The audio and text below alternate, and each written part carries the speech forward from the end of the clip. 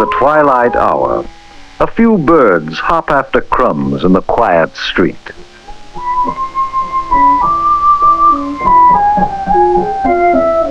The schoolboys end their games and run home for supper.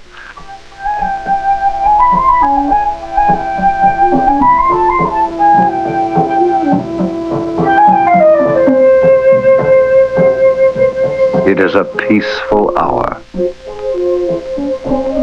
Effendi, Hamid has hung himself. No, Burhan. Look closely. He is playing a trick. Hamid's sense of humor is almost as distorted as his sense of justice. What a horrible sight. Hamid is showing the boys what happened to officials of a country that rebelled against being a satellite to a great foreign power. The leaders of the rebellion were ruthlessly hung. A fate no less than they deserved, Effendi. They had broken the peace of their country. Deserved? You and your comrades disturb the peace of our country every day. If the members of your party were so much as put in jail for every riot or act of violence they got involved in, they would never see their homes. Jail? That would be persecution. The end of political freedom. The end of justice.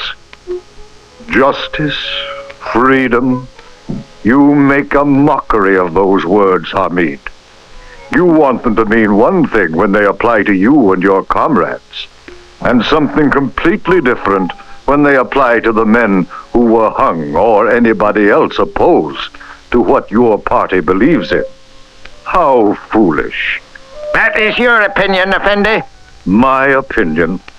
Oh no, as a matter of fact, I was thinking of a story about Nasruddin Hoxha, whose wisdom has come down to us over 500 years and cannot be so easily dismissed.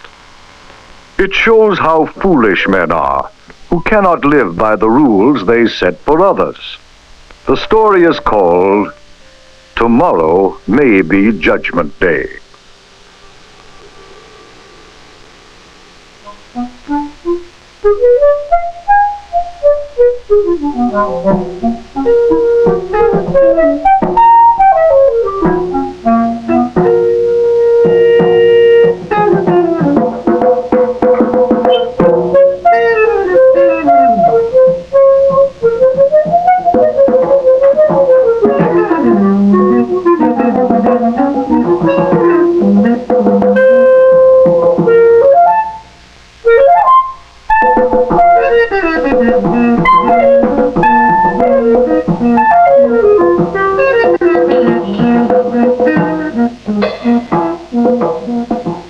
There was a time in the life of Nasruddin Hoxha when he was quite lonely.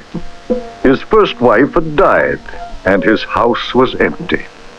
Empty except for one small, white and woolly pet, who lightened many of the lonely hours.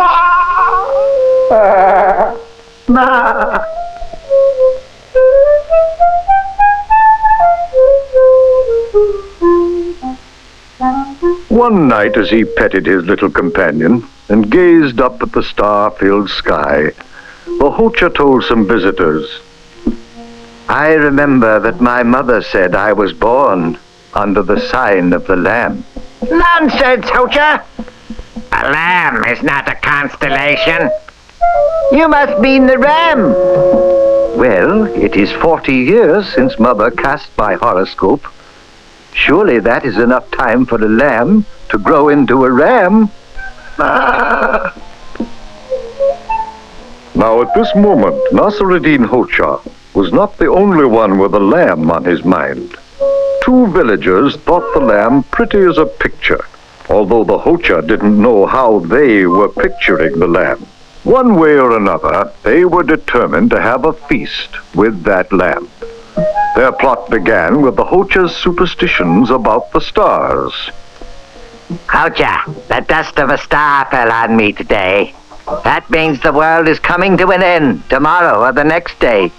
At first, the Hoxha scoffed at what he heard, but the two jokers were very clever.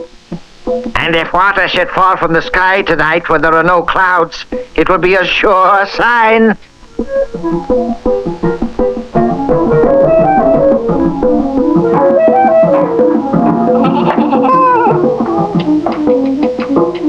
There. It's a sure sign. The world is coming to an end. Hocha, we cannot say goodbye without a farewell feast. Tomorrow let us roast your lamb and have one last outing together in the countryside. And so into the night, the two jokers worked on the Hocha to agree to roast his lamb for a farewell dinner.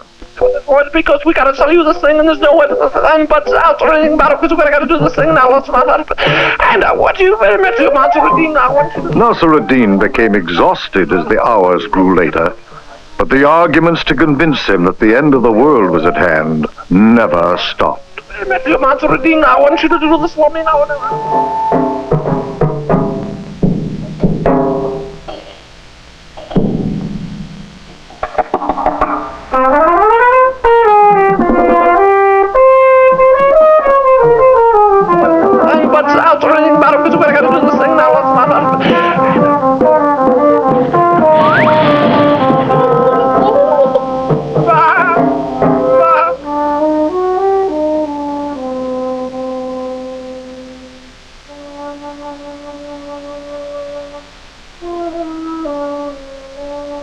By the next afternoon, the Hocha's pet was roasting over an open fire.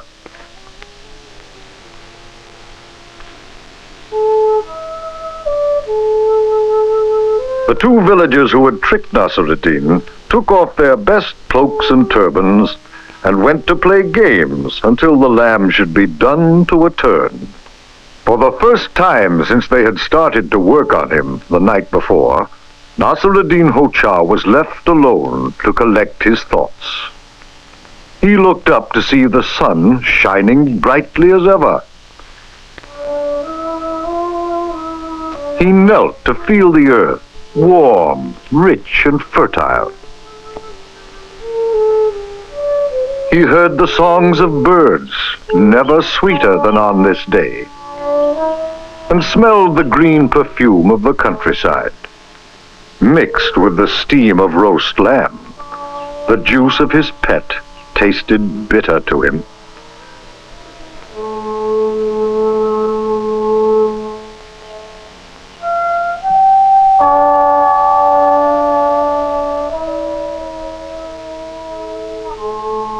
After a while, the two villagers, hungry for dinner, came back from their play, only to see their best clothes smoldering in the fire.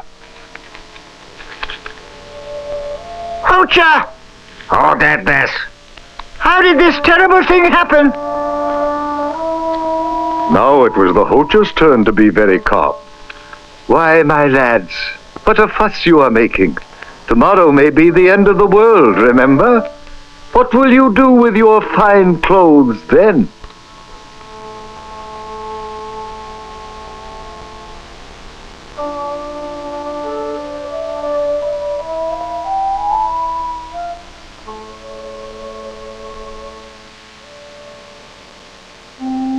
There are some people today, Hamid, who don't want to live by the standards they set for others. Like you think little of a man being hung for opposing what your party believes in, but cry persecution if anyone tries to control your own disturbing of the peace. As the Hocha taught Burhan, we have to beware of those among us who have such double standards for what is right and just. For whether or not tomorrow may be Judgment Day, today we must all try to live together in peace.